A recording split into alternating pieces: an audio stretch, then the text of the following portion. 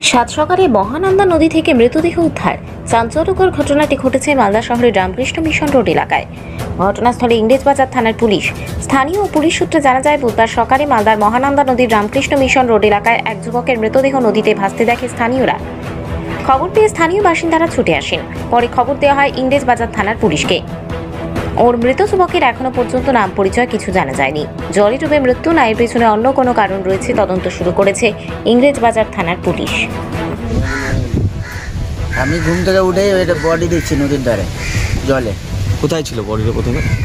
ওখানে ছিল বছরপানার ওখানে। তারপরে তো এখানে লাগলো। কি দেখে কি মনে হচ্ছে? ছেলে আছে নাকি? ছেলে ছেলে বাড়ি কোথায় বা কিছু এরকম জানতে পেরেছেন? না না, জানা যায়নি। পুলিশকে খবর দিয়েছেন? বলতে পারছি না, খবর দিয়েছি। এটা কোন এলাকা এটা? এটা ধোপাপাড়া। প্রথমে বাড়িটা কোথায় ছিল? মিশন ঘাট? না জানি না, এখানে লাগেছিল কচুরপানাতে, মহানন্দা নদীতে। কি নাম আপনার? সুকুমার।